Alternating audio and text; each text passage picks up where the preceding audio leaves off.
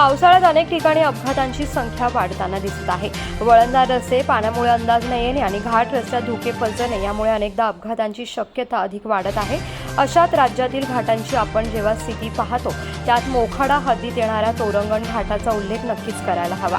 इतकी भयान परिस्थिती या घाटाची झाली असून पावसाळ्यात त्र्यंबकेश्वरच्या पुढे आल्यानंतर अंबोलीपासून ते घाट संपून निळमाती पोहोचेपर्यंत संध्याकाळी धुक्यांची चादर पसरलेली असते।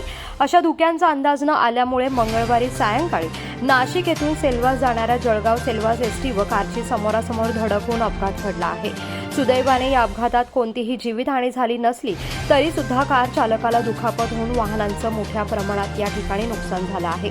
पावसाळी दिवसात सायंकाळी 5 वाजेनंतर घाटातील नागमोडी वळणे आणि रस्ते धुक्यात हरवून गेलेली असतात। अक्षरशः काही अंतरांवरील देखील वाहन चालकांना नीटपणे दिसत नाही।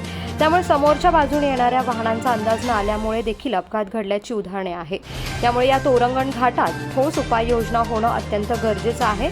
तसेच या ठिकाणी होणाऱ्या अपघातांची संख्या पाहता ठोस उपाययोजना संबंधित विभागाकडून व्हायला हव्यात। त्यामुळे या उताराची तीव्रता कमी करणे, वळणाची रुंदी अधिक वाढवणे, उतार सुरू होण्याच्या आधीच वाहन विश्रांतीसाठी जागा तयार करून त्या ठिकाणी सूचना फलकद्वारे मोठ्या प्रमाणात जनजागृती करणे, याशिवाय उताराला वाहनाची गती कमी करण्यासाठीचं वाहन स्थिर होईल अशा जागा निर्माण करणे आणि अपघात क्षणी तात्काळ मदत होण्यासाठी पोलीस मदत केंद्र आणि एक रुग्णवाहिका सुद्धा या ठिकाणी कायमस्वरूपी ठेवावी अशा उपाययोजना या ठिकाणी करणं अत्यंत गरजेचं आहे।